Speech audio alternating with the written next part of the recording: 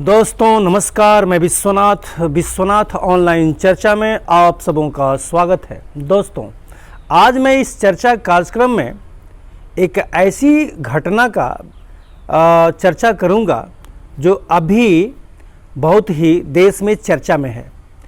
चूँकि इस देश में आप हमेशा देखे होंगे बहुत जो चर्चित व्यक्तित्व जो होता है उनकी अचानक संदिग्ध मौत हो जाती है, लेकिन प्रशासन उलूल जुलूल इधर से उधर जांच सभी होते हैं, लेकिन वो मामला उजागर नहीं हो पाता है। असली जो मौत का जो सौदागर है, चाहे मौत कैसे हो जाती है, कौन है इस मौत के पीछे, इसका पता नहीं चलता है। करीब करीब बरसों लग जाता है। इसके बाद उस देश को जनता भूल जाती है, लोग भूल जाते हैं, फिर वो बस्ते में चला जाता है, वो फाइल खोलती नहीं है। वैसा ही एक घटना घटी है अभी फ़िलहाल अयोध्या में। महंत नरेंद्र गिरी की मौत हो गई है। तो महंत नरेंद्र गिरी की मौत कैसे हुई है, क्या हुई है, अभी इसके पीछे, हालांकि प्रशासन इसके पीछे जांच कर रही है, लगी हुई है, लेकिन अभी कुछ साक्ष्य नहीं मिल रहे हैं। कुछ संदिग्ध लोग पकड़े भी जा रहे हैं, लेकिन कारण है कि इतने बड़े बड़े लोग, इतने चर्चित लोगों की मौत हो जाती है। आखिर इसके गुनहगार जल्दी क्यों नहीं पकड़े जाते हैं? क्या उनके ऊपर किसी का हाथ होता है? बड़े बड़े राजनीतिक लोगों का हाथ होता है कि क्या होता है, कैसे क्या इस मामले में, इस पर ज़रा हम चर्चा करेंगे आपको। तो अब हम देखते हैं कि ये नरेंद्र गिरी कौन थे। तो महंत नरेंद्र गिरी राम मंदिर आंदोलन में सक्रिय थे और अग्रणी भूमिका उन्होंने निभाई थी। और अखिल भारतीय अखाड़ा परिषद, जो हमारे देश में लगभग 13 अखाड़े हैं, उन 13 अखाड़ों में माने बहुत ही संपत्ति है, ज़मीनें हैं। उन अखाड़ों के अध्यक्ष महंत नरेंद्र गिरी थे। तो अब इसके पीछे, उनकी मौत के कारण के पीछे क्या था? चूँकि करोड़ों अरबों रुपये की ज़मीन उस अखाड़ा परिषद में उनके, जिसके वो अध्यक्ष थे, महाराष्ट्र में भी है, उत्तर प्रदेश में सबसे अधिक अखाड़े हैं। तो सभी अखाड़ों, 13 अखाड़ों के चूँकि अध्यक्ष थे, तो इस मौत के पीछे वो ज़मीन है, वो मठ है, या चूँकि पैसे भी बहुत हैं उनके अखाड़ों में। तो क्या है कि मतलब ऐसी मौत का अंजाम क्यों दिया गया? चूँकि उनके मौत के बाद जो कहा तो जा रहा है कि सुसाइड किए हैं, क्योंकि एक सुसाइड नोट वहाँ मिला है उनकी लाशों के पास। तो सुसाइड नोट में, उस 7 पेज का सुसाइड नोट है, ऐसा लगता है कि कोई बही खाता वगैरह है। तो मौत के पहले कोई इतना लिख लेगा, ये भी संभव नहीं होता है। और बुजुर्ग आदमी थे अब तो लोग बता रहे हैं कि मीडिया में भी ये न्यूज़ आ रहे हैं कि पंखे में लटके हैं।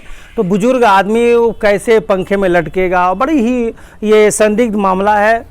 तो हमें बात याद आ गई इस चर्चा में, जो मेरा मेन चर्चा का जो लाइन है कि मौत का सौदागर कौन? आखिर वह मौत का सौदागर कौन है?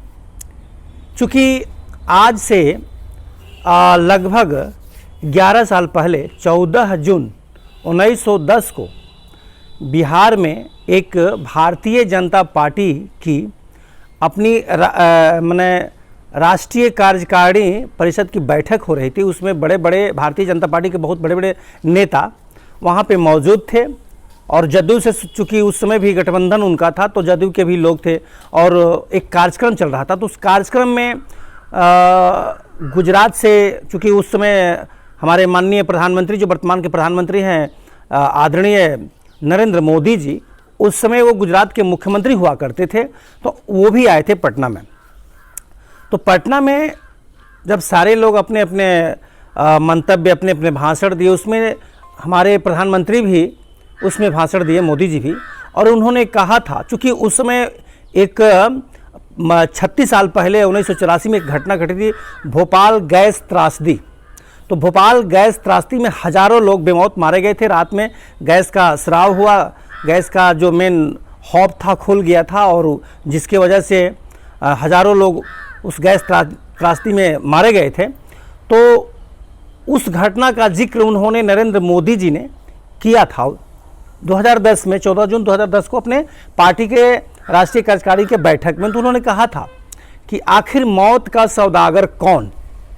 उन्होंने कहा था कि भाई भोपाल में जो गैस त्रासदी हुई है उसके भी पीछे कौन लोग थे, कौन गैस का जो हॉब है उसका जो कैसे खुल गया, कैसे लीक हुआ गैस, इसके पीछे कौन है, जांच हुआ, लेकिन आज तक साफ क्लियर नहीं हो पाया कि आखिर उसमें कौन कौन लोग शामिल थे। तो प्रधानमंत्री जी ने उसका जिक्र किया, हमारे मोदी जी, तो चूंकि उस समय मुख्यमंत्री थे गुजरात का, तो उन्होंने एक जिक्र किया कि आखिर मौत का सौदागर कौन है। उस समय मनमोहन सिंह की सरकार थी। तो उन्होंने कहा कि मैडम सोनिया को बताना चाहिए कि मौत का सौदागर कौन है, कौन उसको बचा रहा है, लेकिन कांग्रेस इसको बताएगी नहीं, चूँकि वोट की राजनीति देश में चल रही है, माओवाद, आतंकवाद चरम सीमा पर है, लेकिन सरकार कुछ नहीं कर रही है। पब्लिक से उन्होंने कहा कि माओवाद और आतंकवाद को ईंट का जवाब पत्थर के जैसा जवाब देना चाहिए सरकार को, लेकिन सरकार नहीं दे पा रही है। तो मैं आपसे यही चर्चा करना चाहता हूं कि उस समय तो हमारे माननीय प्रधानमंत्री नरेंद्र मोदी जी कह रहे थे कि मौत का सौदागर कौन है, लेकिन अभी की जो फिलहाल की इनके कार्यकाल में जो मौतें हो रही है, जो क्लियरेंस नहीं हो रहा है, इसके जिम्मेवार कौन है। क्योंकि उस समय आप मैडम सोनिया से पूछ रहे थे मोदी जी, तो आज भी आपको आपकी सरकार है, अब आप किससे पूछेंगे कि मौत का सौदागर कौन। चूँकि आचार्य नरेंद्र गिरी, महंत नरेंद्र गिरी की जो मौत हुई है, संदिग्ध है, तो इसके पीछे किसका हाथ है, आखिर वो कब पकड़े जाएंगे। खैर, इसके बाद अभी आपको पता होगा कि किसान हमारे आज लगभग 1 साल होने जा रहा है। वो जो भारतीय जनता पार्टी की सरकार, जो मोदी की सरकार में जो 3 बिल पास हुई है, उस बिल को नहीं मान रहे किसान, बोल रहे हैं कि नहीं, ये बिल हमारे खिलाफ है, इसको वापस कीजिए। इसी की लड़ाई चल रही है। किसान धरने पे मतलब लगभग 1 साल से धरने पर बैठे हुए हैं। सरकार इस बात को नहीं मान रही है, वो बोल रही है कि हम वापस नहीं करेंगे, किसान बोल रहे हैं वापस आपको करना पड़ेगा। इस जिद में दोनों तरफ से जिद है, सरकार बोल रही है हम वापस नहीं करेंगे, किसान बोल रहे बिना वापस किए हम लोग वापस नहीं जाएंगे अपने घर। तो 1 साल हो गए। अब उसमें क्या हुआ कि 1 साल के अंतर्गत, किसान आंदोलन के 1 साल के अंतर्गत लगभग 600-700 लोग किसान, वहाँ आंदोलनरत किसान की मौत हो गई है। इस मौत के जिम्मेदार कौन है। कोरोना काल में जो लाखों मौतें हुई है, उस समय चूंकि प्रधानमंत्री पूछ रहे थे वो गैस त्रासदी, भोपाल गैस त्रासदी में, कि आखिर मौत का सौदागर कौन, तो यहाँ भी इनको पूछना चाहिए। किससे पूछेंगे, चूंकि सरकार तो इन्हीं की है कि आखिर मौत के सौदागर कौन। अब वो 600 से ऊपर किसान मारे गए हैं इस 1 साल के आंदोलन में। इन किसानों की मौत का सौदागर कौन है, इसके मौत के पीछे कौन है, क्यों उनकी मौतें हो रही है। जो नोटबंदी हुई थी इस देश में, उस नोटबंदी में सैकड़ों आदमी मारे गए, उसके मौत के जिम्मेदार कौन था, मौत का सौदागर वह कौन था, यह प्रश्न है आज भी। क्यों नहीं इस मौत के सौदागर को सजा मिलती है, क्यों नहीं वह पकड़ा जाता है। इस देश में कैसा कानून है, अंधा कानून है। तो कानून अंधा पहले था तो आप आए, चूंकि आपको वोट दिया गया, कांग्रेस को किनारे कर दिया गया। कांग्रेस जो अपने करनी का भोग लिया, उसको जनता ने नकार दिया, आपको आपकी सरकार बनाई, अपना बहुमूल्य वोट आपको दे करके। तो आपको इस सोचना चाहिए कि आखिर इतनी मौतें क्यों हो रही है, इसके पीछे क्या है, कैसे है। तो दोस्तों, अभी जो इसके पहले नोटबंदी हुई, नोटबंदी के क्या बोलते हैं, उसके पहले ये कोरोना। तो चूंकि कोरोना में आप देखे होंगे लाखों लाशें गंगा में पानी के ऊपर बह रही थी, और जो गंगा का जो रेत होता है उसमें आनंद फानन में लोग ऐसे थे जिसकी मौत होती थी कोरोना से, वो आकर के बिना दाह संस्कार किए और वो रेती में दबा देते थे और चले जाते थे। जिसमें बाढ़ आई तो लाश ऊपर से बहने लगी, हजारों लाशें, लाखों लाशें। तो कोरोना में जो मौतें हुई हैं, इस मौत के जिम्मेदार कौन, कोरोना है। तो खैर, कोरोना मान लीजिए प्राकृतिक आपदा है कि कृत्रिम आपदा है, ये तो गर्त में है, इसका तो पता नहीं है चलेगा। इस देश में कुछ नहीं चलता है, जनता अनभिज्ञ रहती है, जनता जान ही नहीं पाती है हमारे देश में क्या हो पाता है। लेकिन जो ऑक्सीजन के चलते, चूंकि अगर किसी किसी की ऐसी भी मौत हुई है कि हॉस्पिटल में भर्ती है, अस्पताल में भर्ती है और वहाँ ऑक्सीजन नहीं है। ऑक्सीजन के बिना भी कितने लोग, लाखों लोग मारे गए, ऑक्सीजन चूँकि नहीं मिल रहा था। अब कारण है कि ऑक्सीजन के बिना जो तड़प के लोग मर गए इस देश में कुव्यवस्था के चलते, उसके मौत के जिम्मेदार कौन थे? आखिर वह मौत का सौदागर कौन था?